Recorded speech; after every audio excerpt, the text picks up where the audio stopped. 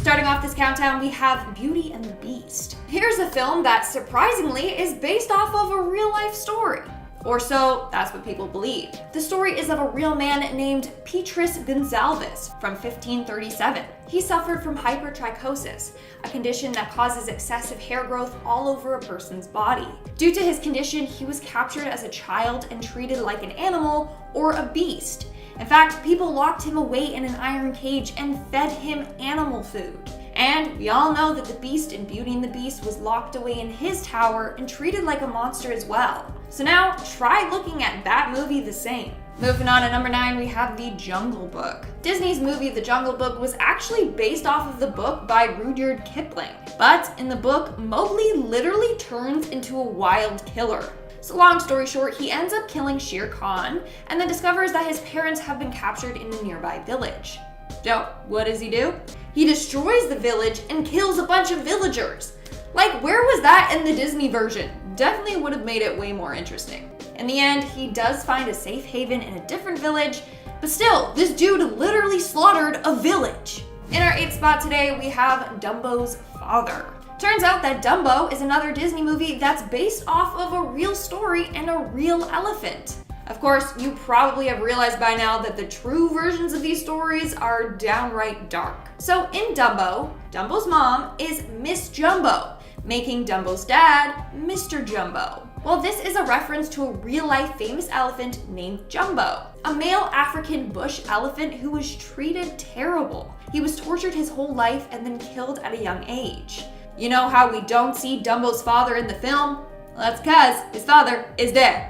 Like, seriously, Disney, why'd you have to do that to us? Coming in at number 7, we have Snow White. In 1985, a German historian by the name of Eckhard Sander claimed he had proof that Snow White was based off of a real woman from the 16th century. Her name was Margaret von Waldeck, and she was a German countess. But when she was only 21, she was poisoned and passed away. Not only that, she was under the care of her stepmother who treated her poorly. At 16, she fell in love with the prince, but her stepmother greatly disapproved. It's believed that her stepmother was the one who poisoned and killed her. The whole story of the 7 dwarves was also real as well. Sander believes the dwarves were individuals with stunted growth as a result of working in the mines owned by her father. So there you have it. This Disney princess is based off of a real woman and her tragic life story. Moving on to number 6, we have Cinderella. Cinderella is believed to have been based off of a story from the 17th century, but it may also have been based off of a Chinese fairy tale from 206 BC. This is the story of Yi Shen. Yi Shen was the daughter of a chief. Just like in the fairy tale, Yi's father tragically passed away and she was left in the care of her evil stepmother. She even had an evil stepsister that was very rude to her. Yi was then forced to constantly wait on her mother and stepsister. Of course, in the story, there was also a ball that Yi was not allowed to attend. But she makes a wish for a beautiful silk dress and golden slippers, and her wish comes true. She then attends the ball in this beautiful outfit, but is cautious. She doesn't want to be caught by her stepmother. In the end, she ends up fleeing the ball to avoid being spotted and loses one of her golden slippers, just like Cinderella and her glass slippers.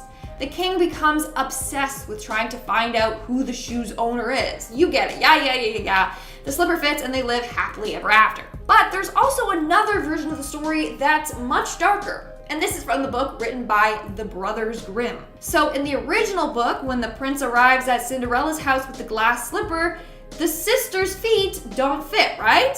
So what do? Well, one of the sisters cuts off her toe and the other one cuts off her heel to try and make the slipper fit. Obviously that didn't work out for them. Then in the end, they get their eyes pecked out by a bunch of birds. So it's definitely not Disney friendly. Try to keep your mind off of that next time you watch Cinderella. We are now at our 5th and halfway mark with The Shining. The movie Coco makes a number of disturbing references to the movie The Shining, which seems weird because one is a child's movie and the other is clearly not. So in one scene in the movie, we see Dante the dog wake up from a nap. In the background, we see an axe stuck into a tree. We didn't think much of it, but the director said that axe was modeled after one of the axes from The Shining. You know, here's Johnny. That's not the only reference though. In the same shot, right behind the axe, there is a red drum. The director said this was a reference to Red Rum. from The Shining, which then we know is murder backwards. So it's just creepy, okay? In our fourth spot today, we have The Hunchback of Notre Dame. I swear, this movie is based off of one of the darkest stories. So it was based off of the story by Victor Hugo. In this story, things get messy and Quasimodo fails to save Esmeralda, who is being hunted by authorities. In fact, he kind of hands them over to them by accident. And then it gets dark and he watches her get hung. In the end, he is so distraught that he goes to her grave and stays there until he starves himself to death. That's not all though. Years later, someone goes to open her grave and they find Quasimodo's bones laying next to hers.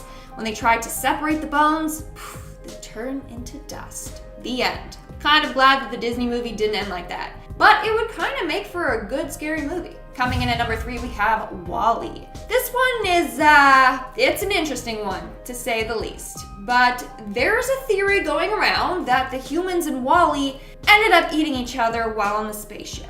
Yeah, you heard me. Let me explain. So in one of the scenes, it reveals to the audience that the humans were on that spaceship for longer than they had anticipated. They were only supposed to be there for about 5 years, but ended up being there for around 700 years. Okay, so how would they manage to have a food supply on board for that long? There's no way they could have. Here's another question. When someone dies on board, where's the body going? Well, theory goes that they take the body, grind it up, and make food out of it. Those drinks we see people slurping, yeah, it's liquid human. What makes it worse is that everyone on board the ship seems to be plump and well fed, meaning they enjoy eating each other. That is, if they even are aware that that's what they're doing. Moving on to number 2, we have Scar's corpse. Disney is sick for adding this into their film. So Scar's dead body can be seen in the movie Hercules. In the film, there's a scene where Hercules is wearing a lion on his body while he is getting painted. He then takes it off and throws it on the floor, and you can clearly tell that it's Scar. So after The Lion King, Scar was skinned and then given to Hercules. How dark. And this was actually confirmed by Disney's lead animator. Andreas Deja worked on animating both Hercules in Hercules and Scar in The Lion King, so they threw this in as a little Easter egg. But it's not a cute or funny Easter egg, no, it's pretty dark and messed up. And in our number 1 spot today, we have Pocahontas. The true story of Pocahontas is an extremely dark and messed up one. It is nothing like the movie Disney made it out to be. So the movie was inspired by a true story of a young girl named Matoaka. Pocahontas was just a nickname given to her, and it actually means little brat or the naughty one. So there's that. But anyways, in the film, Pocahontas is a young adult. In real life, she was only 10 years old. But don't worry though, she didn't actually have a relationship with John Smith, thankfully. In fact, in real life, John Smith was said to be a very unattractive and rude individual. Anyways, continuing on, Matoaka actually did save his life by telling her tribe to spare him right before he was about to get executed. That's pretty much as far as their relationship went. But Matoaka did not have the best life. In 1612, she was kidnapped, taken advantage of, and then forced to become Christian. They even changed her name to Rebecca. She then was forced to marry a man named John Rolfe, and she had to move to England with him. Sadly, she passed away a year later at only 20 years old. Some say she became ill with smallpox or tuberculosis and died, whereas other people believe that she was murdered for looking different. She passed away without ever seeing her family again. Isn't that a messed up story to base a child's movie off of? I think so. Starting off this countdown, we have the hallucinations. For this theory, let's take a look at the Hunchback of Notre Dame. Poor Quasimodo has one of the saddest stories out there. His mom was killed by Frollo when he was just a baby. Then Frollo took him and locked him away for years. He was also shunned and made fun of by the public because of his appearance. Now, theory goes that the 3 talking gargoyles that we see in the movie are all actually hallucinations. Quasimodo made them up in his head so that he would have some friends to talk to. I mean, being locked away for years with no human interaction besides one man would drive anyone insane. In our 9th spot, we have Snow Tangled. And if you guys are liking this video so far, then make sure to give it a big thumbs up because it really helps us out. Some fans have pointed out that the evil queen from Snow White looks a lot like Mother Gothel from Tangled. So theory goes that she didn't die at the end of Snow White. I mean, we didn't see her dead body, meaning that she could have survived. She then went on to track down that magical flower to stay young forever. I mean, this kind of makes sense. I mean, both the Evil Queen and Mother Gothel are vain and obsessed with their appearance. Also, they both have two very similar looking daggers. Either they like to shop at the same sword place, or they are the same person. Dun dun dun! Coming in at number 8, we have Wally the Killer. Wally from WALL-E is such a cute, innocent robot, right? Well, wrong. He's not, and I'm here to tell you why. Theory goes that the reason why WALL-E is the only robot left on Earth is because he killed off all the other robots. Like, come on, how is it that out of everyone, he managed to survive? Not only that, this theory gets darker when it suggests that he used the parts of his dead robot friends to keep him alive. That is hella creepy. I can never look at WALL-E the same. You see those big eyes? Yeah, those are the eyes of a killer. Moving on to number 7, we have The Last of Rex. Here we have another theory involving the film WALL-E. So if you pay close attention, you can see that Rex from Toy Story makes a cameo in this film. In one scene, we see him in the background among WALL-E's collection of human junk. This seems like a fun little Easter egg. But if you really think about it, it's quite depressing. This means that Rex is all alone in a world that has been completely destroyed. All his friends are dead. He most likely witnessed all of them die in front of him. He is now alone, isolated, and unloved. And as we know from all the Toy Story movies, loneliness really gets to these sentient toys. It destroys them. Rex is probably so anxious and depressed now. And if we link this to the last theory, then he's being held captive by a crazy killer robot. Poor Rex. Someone needs to come to his rescue. In our 6th spot, we have The Big Metaphor. This one is absolutely crazy. This theory was presented by film critic Jordan Hoffman. So basically, he believes that Toy Story 3 is a metaphor for the Holocaust. I told you, it was a crazy one. So let's take a look at the facts to this theory. For starters, and I quote, "The toys spend a chunk of the film expressing hopes to hide away from the realities of the changing world in a dusty attic. Some have thought that this is a reference to Anne Frank hiding away in her attic. Then in the movie, the toys get sent to Sunnyside Daycare. People have made the connection that this is the movie's concentration camp. Lotso Huggin' Bear would be the dictator. The scariest thing of all, though, is towards the end of the film when the toys are almost burned alive in the incinerator. Again, another dark connection to the violent deaths many Jewish people sadly met. Obviously, this was not Disney's intention, but I can no longer look at this movie the same. We're now at our 5th and halfway mark with The Monster. I think we can all agree that Bing Bong's death in Inside Out was extremely sad. It had adults all over the world weeping. So theory goes that Bing Bong was actually a scare monster from Monsters, Inc. Riley was a child that he visited when she was younger, just like how Sully visited Boo. If this is true, then it means that Bing Bong in the film was just a memory from her childhood. So in the end, he really didn't die, but just the memory of him did. Most likely, this is because she's growing up.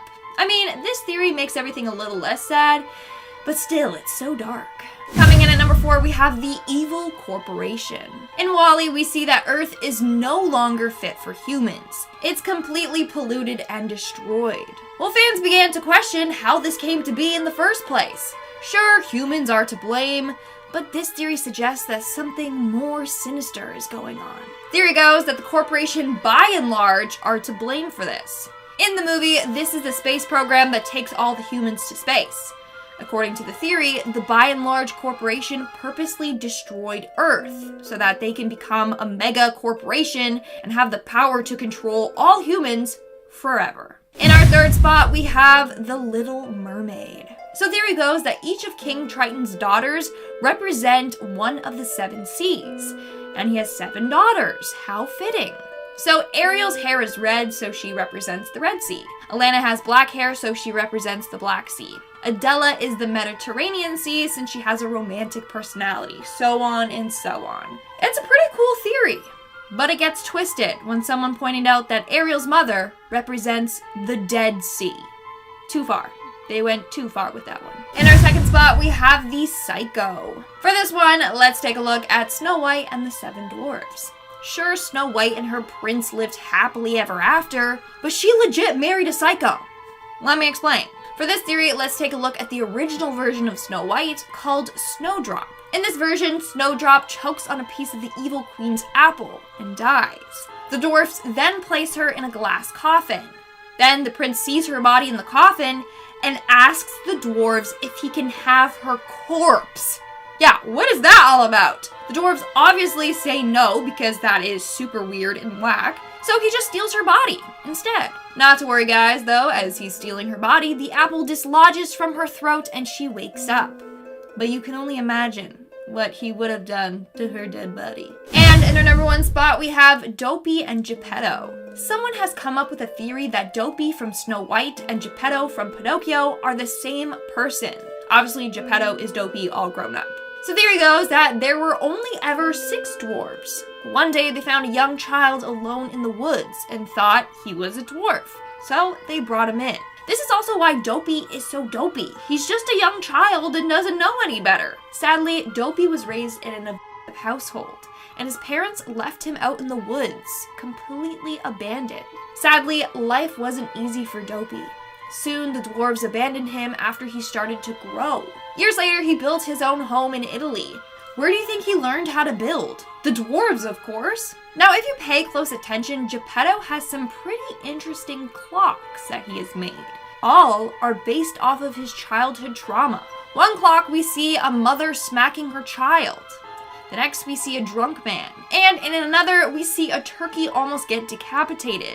Meaning, as a child, his father was a drunk, his mother beat him, and the turkey symbolizes the number of times he almost got killed. Poor Geppetto. Starting off this countdown, we have Chip. Obviously, Chip from Beauty and the Beast got his name from the chip we see on his teacup. But the reason why he is chipped may be darker than we realized. For this, let's take a look at the movie Alice in Wonderland. If you noticed, at the tea party scene, their tea china has the same pattern as Miss Potts. So what if that is Mrs. Potts and Chip? On top of that, what if Chip got chipped when the Mad Hatter tried to saw a cup of tea in half for half a cup of tea? Meaning, he tried to literally cut a real boy in half. Ouch, that must have really hurt.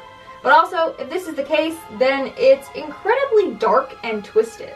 In our 9th spot, we have Tinkerbell. And if you guys are liking this video so far and want to see more videos like this, then make sure to give this video a big thumbs up. So, Tinkerbell is a darker character than we all realized. At the end of the movie Peter Pan, she literally tries to get Wendy killed. We see this dark side of her that we never knew about. But in the Tinkerbell movies, she seems like such a cheerful and kind-hearted fairy.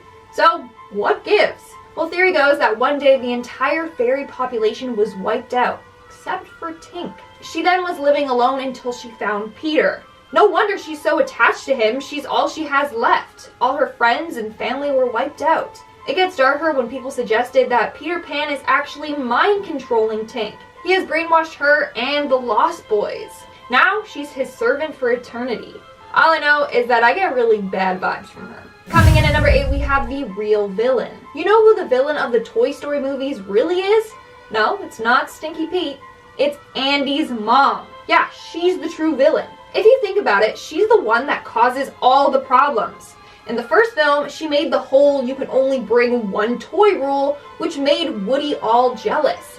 In Toy Story 2, she tries to sell Wheezy at a yard sale, leading to Woody trying to save him and getting kidnapped along the way. And in Toy Story 3, she threw the toys out on the curb, and from there they got brought to Sunnyside Daycare, where Lotso Bear tried to burn them all to death. None of this would have happened if Andy's mom just had kept the toys. She's at fault for all of this. She's the real villain. Moving on to number 7, we have the Twisted Theory. This theory connects a bunch of Disney movies together. These movies are Tangled, Frozen, The Little Mermaid, and Tarzan. Get ready for this one. It might blow your mind. So the theory starts suggesting that Elsa and Anna's parents died while on their way to Rapunzel's wedding with Eugene. In Frozen, we see Rapunzel and Eugene attending Elsa's coronation, so we know that they are family friends or something.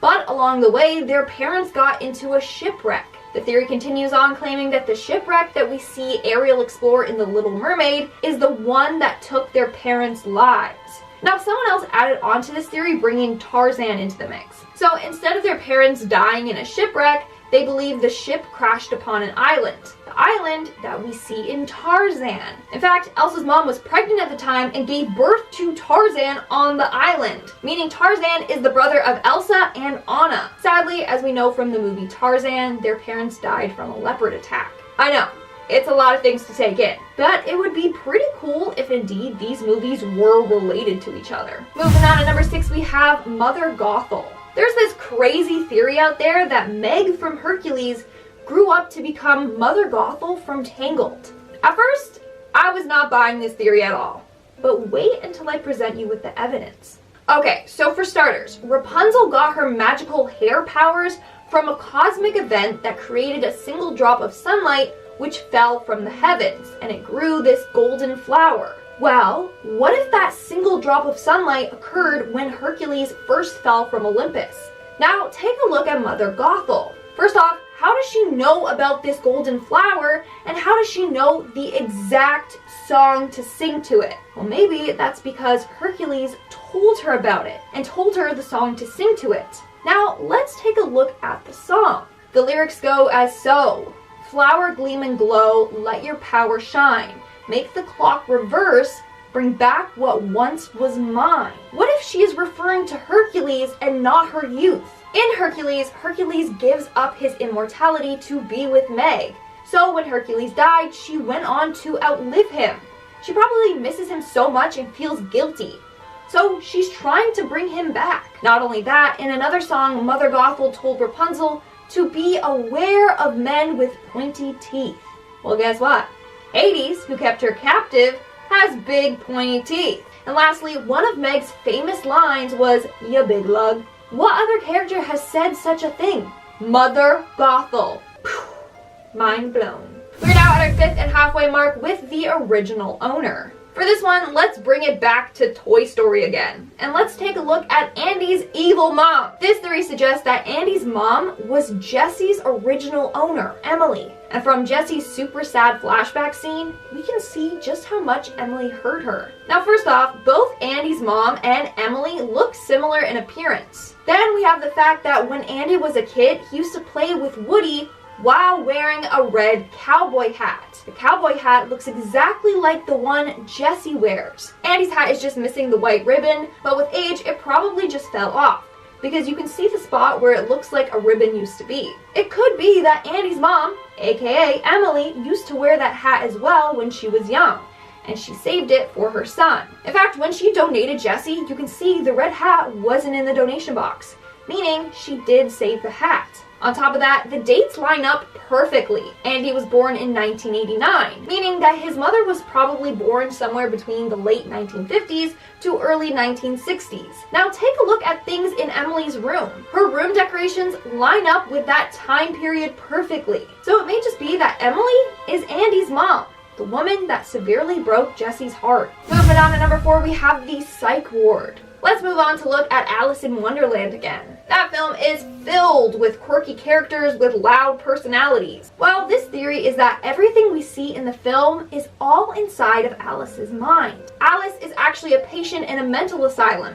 She's given a variety of antipsychotic drugs, and while on these drugs, that's when she hallucinates about the characters. For example, the White Rabbit is her anxiety disorder. The Mad Hatter is a reflection of her ADHD, and the Queen of Hearts is a reflection of her narcissistic personality disorder. So Alice in Wonderland is actually just one big hallucination. Coming in at number 3, we have Cruella de Vil. Turns out that Cruella de Vil is the way that she is because she might indeed be related to a serial killer. Honestly, this has to be my favorite theory out there. So at this one, we have to look at the 100 Dalmatians book written by Dottie Smith. In the book, the original DeVille Manor was once owned by a man that many villagers were terrified of. They used to hear screaming coming from his home late at night, and then they would, and I quote, began to count their children. Literally, he was a murderer. So now that might go on to explain Cruella's weird impulses to harm animals. It's because she's a direct descendant from a serial killer. Coming in at number 2, we have the devil. Okay, this is a different theory about Cruella de Vil. Or should I say, Cruella Devil. This one suggests that she is a direct descendant of the devil. In the original novel, villagers also claimed that Cruella's ancestor had a tail and supernatural powers. At one point, the man was seen with blue forked lightning coming from his body. So maybe he was the devil himself, meaning Cruella is related to the devil. Again, this explains why she's so dark and twisted. And in our number 1 spot, we have the Brother Eater. Now, you may have heard of this next theory because it went viral on TikTok. But basically, it involves Scar and Mufasa from The Lion King. In the movie, an envious Scar kills Mufasa in order to steal the throne. Now, I don't think any of us ever thought about what happened to Mufasa's body. Like, I just thought he was left there to decay or the hyenas got him or something. Well, it may just be that Scar ate his own brother. Yeah, I know, I'm horrified too. So according to the TikTok theory, lions sometimes eat other lions as an act of dominance. And we all know that Scar always wanted to be the dominant and more powerful one. Flash forward, in the scene where Zazu is singing to him, we can see Scar playing with an animal skull. Well, upon Googling what a lion's skull looks like, it looks exactly like the skull Scar's playing with. That could literally be Mufasa's skull. So, in conclusion, Scar is a sicko who ate his brother and kept his skull as a souvenir. Starting off this countdown, we have the murderer. In Wreck-It Ralph, we learn that Calhoun, voiced by Jane Lynch, is the way that she is because of her programmed tragic backstory. Basically, on Calhoun's wedding day, a cybug burst into the church and ate her husband. Calhoun defends herself and her wedding guests by shooting the cybug. But what we eventually learn is that cybugs turn into whatever they eat, meaning it would have turned into her husband, meaning Calhoun shot and killed her own husband. The cybugs aren't to blame for this one. Calhoun viciously murdered her husband. Unintentionally, that is. Or was it? Moving on to number 9, we have Boo the Brave. So there's a huge theory out there that attempts to prove that all Pixar movies are related in some way. Part of this theory argues that Boo from Monsters, Inc. is in fact the witch from Brave. I know it seems wild right now, but just hear me out. So first off, Brave takes place hundreds of years before Monsters, Inc. Monsters, Inc. takes place in the future when humans don't exist anymore. It's theorized that the monsters use the doors to go back in time to a child's house to collect their energy. Meanwhile, in Brave, we see that the witch magically disappears when she goes through doorways. Just like the scarers from Monsters, Inc. do. So theory goes that Boo couldn't forget about Sully. She missed him so much that when she grew up, she harnessed magic and figured out how to teleport through doors. She then teleports through these doors in an attempt to stumble across Sully again. So the witch in Brave is Boo, who teleported back in time. Don't believe me? In the witch's workshop, there's a carving of Sully there. How would she carve this if she has never even met him before? Another theory is that all the Easter eggs in every Pixar movie were actually left as a trail by Boo to help Sully find her. Coming in at number 8, we have the Mother Killer. In a very sad opening scene in Bambi, we see Bambi's mom get killed by a hunter. Well, fans have come up with the theory that Bambi's mom was killed by Gaston from Beauty and the Beast. For starters, we know he's a hunter. Then we have the fact that a deer is shown in the opening scene of Beauty and the Beast. Could that be Bambi's mom? And then shortly after, we see a deer's head that looks very similar to Bambi's mom mounted on the wall of the pub that Gaston drinks at. Coincidence? Maybe. Or maybe Gaston killed poor young Bambi's mom. In our 7th spot, we have the Frozen Shining. One fan is convinced that Frozen was basically inspired by the horror movie The Shining. They argue that there's just too many similarities between the two films. For starters, the main characters in both movies are a danger to their family, Elsa in Frozen and Jack in The Shining. Then we have the fact that both the characters' personalities begin to change after being isolated in a giant building located in a cold, desolate area. And Elsa at one point in the film literally almost kills her sister. So I'm thinking another Shining needs to be filmed, this time starring Elsa. Moving on to number 6, we have the prediction. It's crazy how life as we know it changed right before our eyes. Like in a flash, the virus was just spreading worldwide and we got locked down. Nothing could have prepared us for this. A warning would have been nice. But it may just be that Disney knew exactly what was going to happen to us. The movie Tangled is said to have predicted this outbreak. So in the film, Rapunzel is locked away in a tower with her mother. The town Rapunzel is isolated from is literally named Corona. So it's thought that the town of Corona represents the pandemic, and Rapunzel symbolizes everyone having to self-isolate. First the Simpsons are predicting the future, and now Disney? We are now at our 5th and halfway mark with the incest. Okay. This next theory is going to change the way you look at this film forever. So, Lion King. We all know that Simba and Nala end up together and have kids. Here's the thing. In real life, in a lion pride, you have one male lion that sleeps with all the female lions. So Simba and Nala might have different moms, but Mufasa might just be both their dads, meaning they're half siblings. Whew, yikes. Which makes sense why Scar hated his brother so much and wanted to overthrow him. It's because he was the loser brother that didn't get any. Then when Simba takes his place as king of Pride Rock, well, he won't be loyal to Nala. He's gonna be getting it on with all the other lady lions. In fact, this was one of Disney's concerns. In the original draft of The Lion King, it was implied that Nala's father was in fact Mufasa, but that was cut out to avoid the incest. But still, in our 4th spot we have the drug epidemic.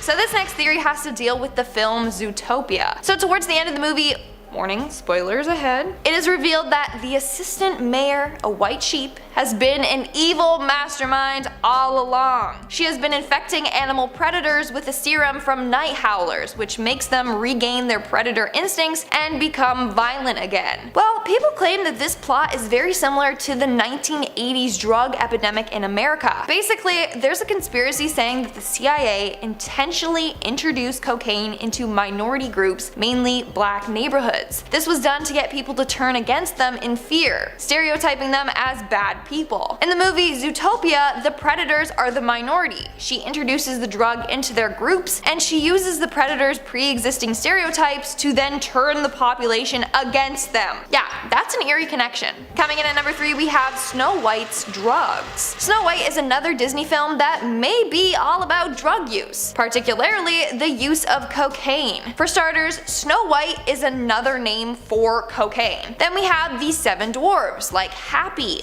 Grumpy, Sneezy, and Dopey. Would you look at that? Those are all potential side effects of doing cocaine. Then we have Doc. Continual cocaine use will most likely end up with you seeing a doctor. The movie is about cocaine use. Confirmed. In our 2nd spot, we have the Slayer. So in part 1 of this video series, I explained how Peter Pan is literally an angel of death. He escorts children to Neverland, which is basically a heaven. But this theory just got 10 times darker. So there's a new theory that Peter Pan has killed countless lost boys. I mean, if he keeps bringing kids to Neverland, you would think he would have tons of lost boys in his group. So now, let's take a look at what the author of Peter Pan had to say about his book. He said, and I quote, "The boys on the island vary of course in numbers, according as they get killed and so on. And when they seem to be growing up, which is against the rules, Peter thins them out." Excuse me? What did you say? Thins them out? Yeah, Peter Pan kills them once they start aging. He's literally a murderer. And in our number 1 spot, we have the mourning. Ever notice how a lot of characters in Disney movies are lacking mothers? Bambi's mom gets killed, and Belle, Ariel, and Jasmine, and many other Disney princesses and characters don't have mothers. Why is this? Well, theory goes that this is due to the fact that Walt Disney was still mourning over the loss of his own mother. She died from asphyxiation from a gas leak from her furnace. Walt felt responsible for the death of his mother because this incident occurred in the house Walt bought for his parents. He felt so guilty that he couldn't even bring himself to put mother figures in his own movies. That is so sad. Starting off this countdown, we have Alice in Chains. And I'm not talking about the band here. I'm talking about Alice from Alice in Wonderland. Theory goes that the only person in the movie that is actually mad is Alice. And in fact, she is a patient at a mental asylum. She suffers from schizophrenia, and everything we see in the movie is just all one big hallucination. Now, every character that we see is a personification of other conditions that she suffers from. For example, the White Rabbit is her anxiety, the Mad Hatter is her ADHD, and the Queen of Hearts is narcissistic personality disorder. So, Alice is chained up in her room all day hallucinating from the drugs she was given. In our 9th spot, we have Aladdin. Now this is a popular theory, so you might have heard it already.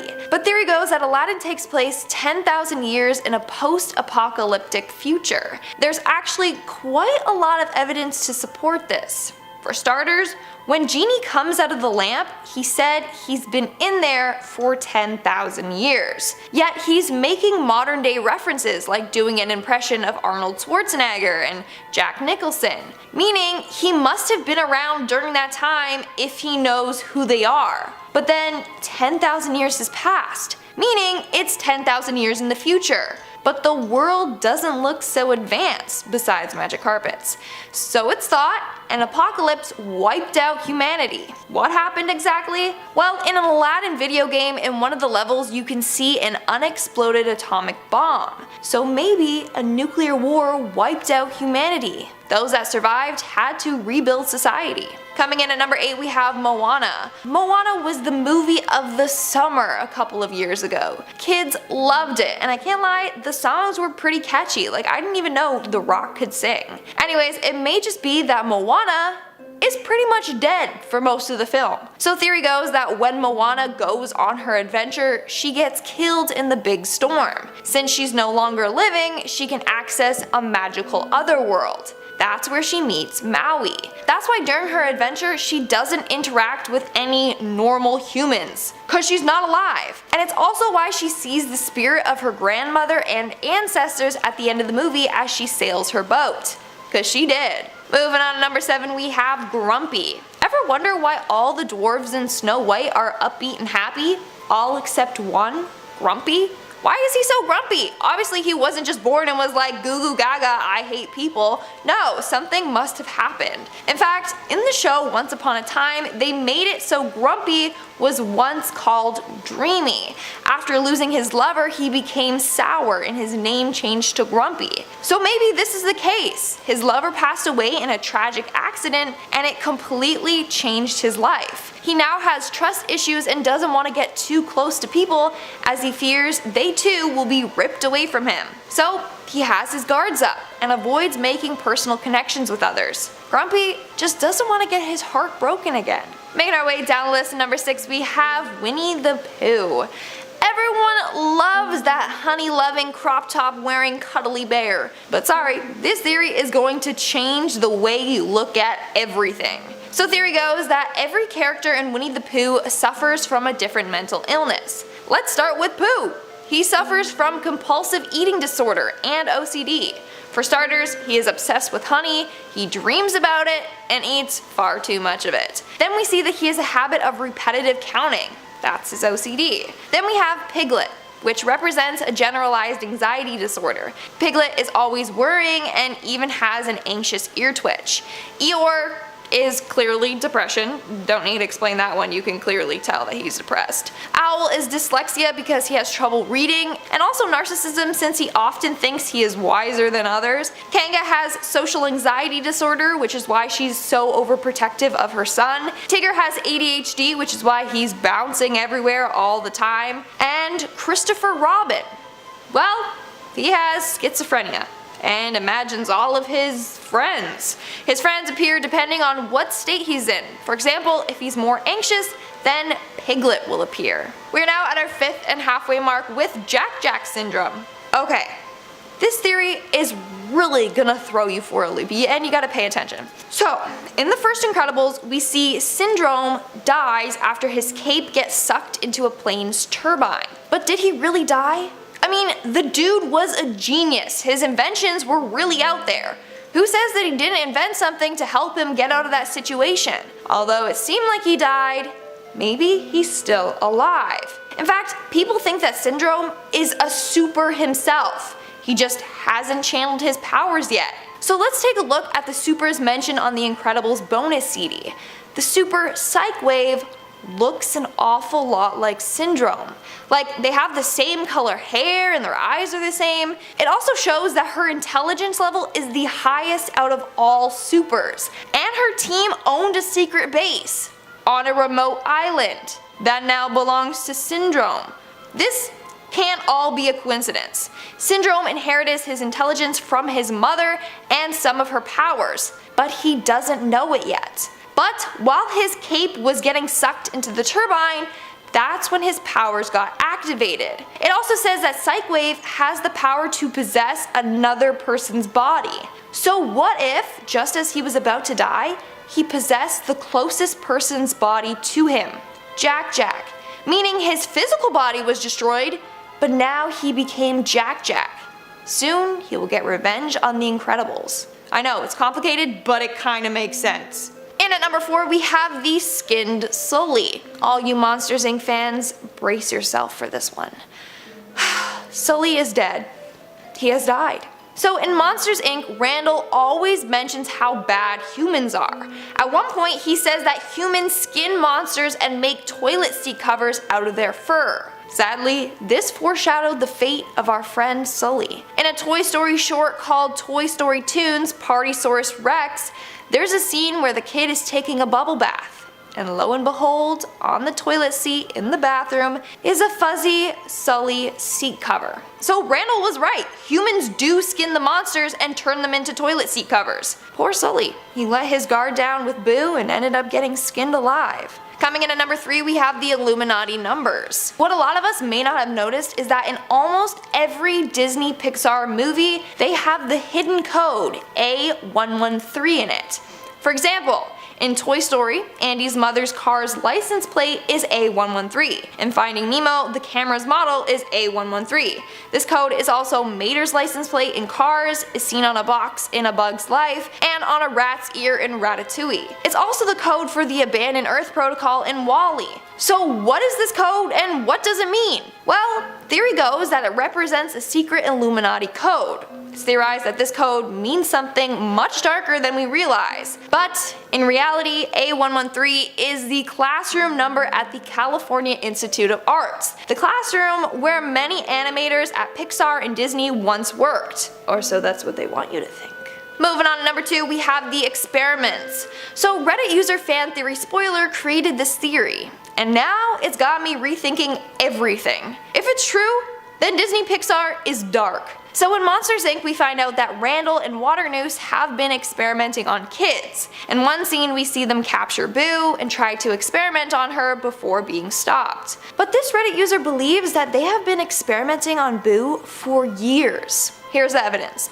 So first off, when Sully meets Boo for the first time, she isn't in bed like the other kids. She's fully dressed, which is weird considering it's the middle of the night. It seems like Boo knew what was going to happen and was prepping for it. And then we have the scene where Sully and Boo chase after Randall to go save Mike. Randall turns a corner and disappears. Sully tries to figure out where he went, whereas Boo just flicks a tool that opens up a secret panel, as if she knew it from before, from being there before. Now, how long has Randall been doing this? Well, at the end of the movie, we find out that Rox has been undercover for 2.5 years. So one can assume it's been that long. Poor Boo.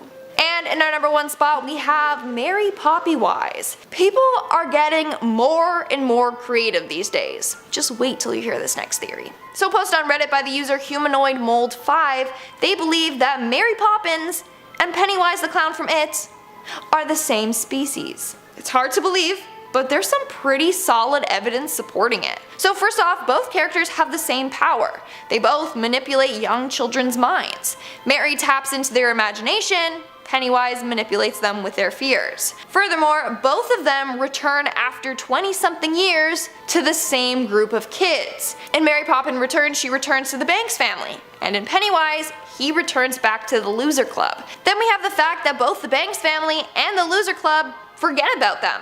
The Banks family remembers Mary Poppins, but not that she's magical. The Loser Club forget their childhoods almost altogether until Pennywise returns. And last but not least, we have the balloons. Obviously, Pennywise has his signature red balloons, and he has the saying, "You'll float too." In Mary Poppins Returns, the characters grab balloons and float into the air. Coincidence? I think not. Mary Poppins and Pennywise are related. Starting off this countdown, we have the Mermaid Killer. So I'm gonna get straight to the point. Captain Hook is a murderer. It's thought that Captain Hook killed Ariel's mom. So in the third Little Mermaid movie, we find out that Ariel's mom is killed by pirates. Now if we look at Peter Pan, the movie features a red-headed mermaid that looks an awful lot like Ariel and her mom. Not only that, but in Peter Pan, the mermaids were scared of Captain Hook and his crew, probably because one of their merpals got killed by them before, and Ariel's mom suffered the same fate. That's also probably why King Triton is so scared of humans, because they're the ones that took his wife away from him. Coming in at number 9, we have WALL-E. Aw, WALL-E, he's such a cute little innocent robot. Or is he? Let's take a closer look at him. So the film takes place on a completely destroyed Earth. WALL-E is responsible for cleaning up the waste that covers the Earth. But theory goes that WALL-E is actually responsible for the current state of the world. Theory states that WALL-E actually killed off all of his fellow robot companions, and in this battle ended up destroying Earth. That's why WALL-E is the only one standing. He killed off all the other robots. Then he uses parts of the dead robots to keep himself alive. Okay, that just turned the movie into a horror film. In our 8th spot, we have the Planet of the Lions. Of course, I'm referring to Lion King. So theory goes that Lion King takes place in a Planet of the Apes type world. Animals are now the dominant species that have taken over the world. This happened when humans started testing drugs on the animals. This ended up increasing their intelligence, just like in the movie The Planet of the Apes. Then over time, these advanced animals gave birth to more advanced animals, and well, it continued on until they took over the world. In our 7th spot, we have the AI Cars. Disney Pixar's Cars was another really successful film. Owen Wilson killed it as Lightning McQueen, but Miter has to be my favorite. I just love him. Oh my god, I had to do that. So Cars takes place on an Earth devoid of humans. All that's left are cars that act and experience emotions just like humans. Well, theory goes that Cars takes place several thousand years in the future, and they are highly advanced AI cars. These cars became so smart that they killed their owners and took on the personalities of them. See, this is why we need to stop with AI. Robots are becoming way too smart. They're gonna end up taking over the world. I say that while there's an Amazon Alexa right there, probably listening to me. Making our way down the list, number 6, we have Beauty and the Beast. So at the end of Beauty and the Beast, spoiler alert I guess, even though you all should have seen this movie by now. But at the end of the movie, Belle's kiss and love turns the Beast and his workers back into humans. But what's weird is that in other films, you can see the Beast and his workers back to their original forms. Like in Mickey's Magical Christmas that came out after Beauty and the Beast. We see the Beast and Lumiere and Cogsworth back to their cursed forms. They're no longer humans. So theory goes that they got to become humans again for only a little bit before being changed back. Either this is because Belle is slowly falling out of love with the Beast, or because the Enchantress is truly evil and wants the Beast to be a beast forever. We are now at our 5th and halfway mark with the CIA agents. Now we will be taking a look at one of my favorite Disney movies, Lilo and Stitch. So in the movie, Lilo's primary caregiver is her sister. What happened to her parents? Well, it said that they died in a car crash. But did that really happen? Reddit user Kapu_KOA thinks not. They think their parents were actually CIA agents. Let's look at the evidence. So in the movie, it's revealed that Cobra Bubbles, the social worker, was once a CIA agent that worked with the Galactic Council. What? So you're telling me that once he was a CIA agent and then out of the blue he was like, actually, you know what?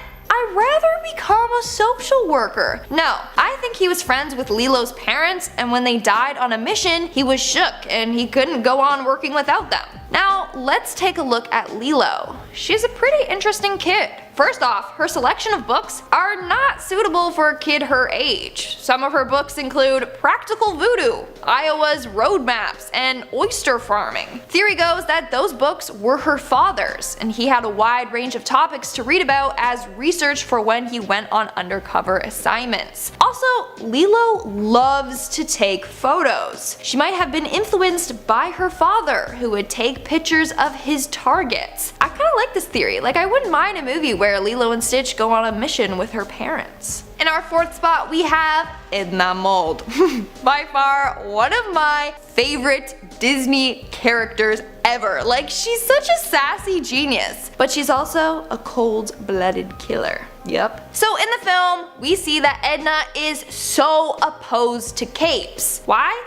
Because tons of superheroes have died from wearing capes. She names Thunderhead, Stratogale, Dino Guy, Splashdown, and others. All of them died tragically, having their capes caught on something and then dragged to their deaths. Well, theory goes that Edna was the suit designer for those superheroes, meaning that she is the one to blame for their deaths. That's why she's so against capes now. She has learned from her mistakes and refuses to ever make a super cape again. In fact, on the special features on the Incredibles DVD, you can see info cards on all the supers mentioned in the film. If we look at Stratogale, she was just a high school student trying to use her powers for good, but Edna's mistake cost her her life. She got sucked into a plane's turbine and got sliced to death. That's pretty dark. In our third spot, we have the diversion. So I'm sure most of you have heard about the urban legend surrounding Walt Disney, that he was cryogenically frozen waiting to be brought back to life one day. His body is supposedly stored somewhere in Disney World. Well, theory goes that the movie Frozen was created as a diversion. Nowadays, when you Google search Disney's Frozen, only the movie pops up. But before the movie came out, if you typed Disney Frozen, the legend about Walt Disney being frozen would pop up. So now theory goes that Frozen was created so people would stop reading about this legend. Maybe because it isn't a legend and it's actually true. Walt Disney was frozen and will be brought back to life soon. Actually, probably not soon. Just wait till all of this mess is figured out. And then you can come back, Walt. Coming in at number 2, we have The Little Patient. So let's take another look at the movie The Little Mermaid. In fact, it might not even be about a mermaid at all. It might really just be about a poor girl that suffers from schizophrenia. So theory goes that Ariel is not a mermaid at all. Instead, she's a patient at a mental hospital. Her sea friends, Flounder and Sebastian, are really just voices in her head. Meanwhile, she longs to be normal, aka part of the normal world. Ursula is really just Ariel's doctor that gives her some meds to stop the voices in her head. And Eric, well, he's just a nurse that Ariel becomes obsessed with. Now, Ariel's room has ocean wallpaper, which makes her believe that she's underwater and is a mermaid. Most of the stuff she experiences is all just made up in her head. And in our number 1 spot, we have Kristoff's wardrobe. I know I touched upon this before, but you guys remember when the movie Frozen was all the rage? There was Frozen themed everything, and endless kids were singing Let It Go. Well, hate to break it to you all die-hard fans out there, but the movie might be darker than that one scene with Anna and Hans. So basically, let's take a look at Kristoff. He's a sweet, handsome guy, right? Well, take a look at his wardrobe. Some fans have pointed out that his outfit looks a lot like reindeer skin. And you know what reindeer we never see in the film? Sven's mom. So theory goes that Sven's mom was killed and skinned and turned into clothes for Kristoff. I mean, they do live in the icy wilderness with limited resources. They probably would kill reindeer for meat and clothes. Looks like Sven's mom wasn't so lucky. Now the theory gets even darker, saying that the reason why Sven and Kristoff have such a close bond is because Sven feels connected to him. He doesn't even realize his best friend is wearing his mom's skin, but he's attracted to him by the comforting smell of her pelt. Okay, whoever made up that theory is messed. Like, that is so dark. Starting off this countdown, we have Finding Nothing. And by this, I'm referring to the Disney Pixar movie Finding Nemo. Theory goes that Nemo is actually dead. Sadly, he didn't survive the attack at the beginning of the film that killed his mother and siblings. The whole movie is actually about a father trying to come to terms with the death of his wife and kids. As a result, Nemo is a figment of his imagination. Now, all the pals that we see along the way are all trying to help Marlin cope with his grief, whereas Dory is said to be his psychiatrist, helping him along his journey to acceptance. In fact, the movie shows the 5 stages of grief. First, we have denial, which we can see by Marlin always babying Nemo and not wanting him to go to school. Then we have anger, which was when he got mad at Nemo for swimming out too far. We got bargaining, which was his entire journey across the ocean. Depression, which was when he almost reached Nemo and then he saw him getting flushed down the toilet. And then finally, acceptance, coming to terms with the loss of him. In fact, Nemo in Latin means nobody or nothing. So the name literally translates to finding nobody. In our 9th spot, we have the secret villain. According to this next theory, the real villain of Toy Story 2 is none other than Wheezy the Penguin. Yeah, that's right. In the movie, Woody finds Wheezy all dusty and alone on Andy's bookshelf. For years, he had been severely neglected by Andy, all because he has a broken squeaker. As a result, he became very jealous of all the other toys that Andy loved to play with, especially Woody. Therefore, Wheezy decided to include himself in the yard sale, knowing that Woody would try and come to his rescue and hopefully be sold in the process. It was his scheme all along to try to get rid of his competition and become Andy's #1 favorite toy. Moving on to number 8, we have the pathological liar. Who am I referring to? Cinderella, of course. The story of Cinderella is told from her perspective, but others claim that her stepmother and sisters aren't as sinister as she makes them out to be. In fact, this theory takes a look at it from their perspective. So Cinderella was a young girl from a wealthy family. She was very privileged and never had to do any chores. When her stepmother came into her life, she was trying to teach Cinderella that she can't ride on her privilege and her family's wealth. So she gets her to start helping around the house by doing household chores. But since Cinderella has never done any chores in her entire life, she feels like she's being punished. And she makes everything more dramatic than it actually is. So she acts like she's doing really cruel chores. Then her sisters seem evil since they are living in a house that's rightfully hers. So the whole movie is about Cinderella overreacting to every little thing, simply because she has a poor work ethic. In our 7th spot, we have the evil nanny. Mary Poppins may be a little stern at times, but she only has the best intentions, right? Or does she? According to this theory, Mary Poppins is the master at manipulation. She may seem practically perfect, but in reality, she is a cruel demigod that is trying to gain control of the entire human race. I mean, she definitely has superhuman capabilities, like, hello, her endless bag of stuff, or the fact that she can fly with an umbrella. Now her plan begins by infiltrating families and getting them to conform to her ways. All the families end up blindly following her ways. We see that she has mass admirers and devoted followers. She is slowly but surely taking control over families so that they will always do what she says, and she can end up ruling the world with a loyal following. In our 6th spot, we have Up to Heaven. The Disney Pixar movie Up has one of the saddest beginnings in Disney movie history. It's a real tearjerker. The only thing worse than that might be this theory.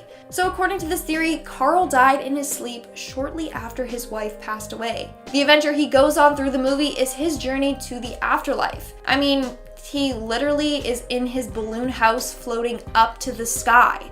aka towards heaven. Russell is his guardian angel trying to make sure that he gets to heaven unharmed. We are now at our 5th and halfway mark with The Purge. This one has got to be one of my personal favorites, just because of how outrageous and hilarious it is. So we all know of the movie High School Musical. I mean, it's a movie that defined my childhood. To this day, I still have every single song memorized, and yes, I brag about that, okay? Those songs are everything. Anyway, this theory suggests that High School Musical and The Purge exist in the same universe. I know, but how else can you explain how the students get away with trashing the cafeteria, or how Lava Springs in the second movie didn't get shut down, or how Miss Darbus got away with forgery by applying to Juilliard on behalf of Troy? Seriously, none of their actions have consequences. You know where else you can get away with anything? On the Purge night once a year. Just saying. Making our way down the list at number 4, we have the hallucinations. Let's move on and take a look at Alice in Wonderland, shall we?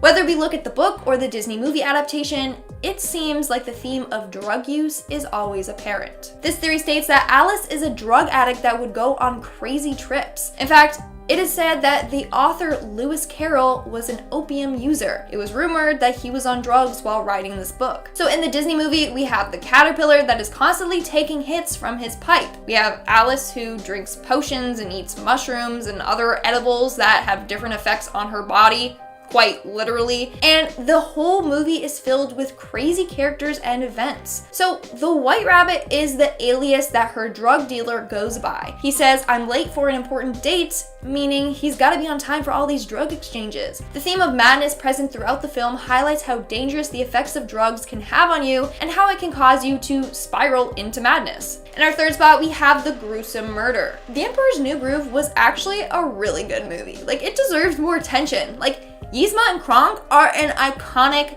duo. Now, this theory shows how evil Yzma actually is. In fact, it's thought that Kuzco isn't the first human Yzma has turned into a creature. So in one of the scenes, Kuzco ends up wandering into a scary-looking jungle. While doing so, he witnesses a fly trapped in a spider web.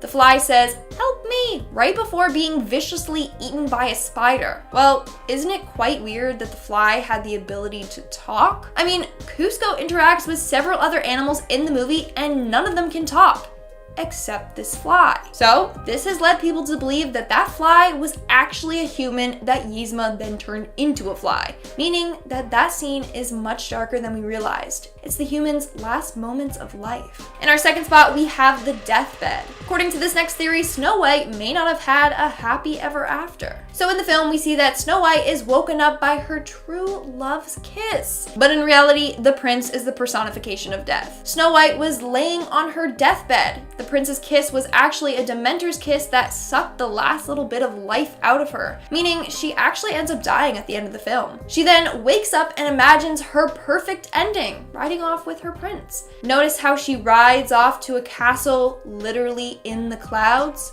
Hello, she's on her way to heaven.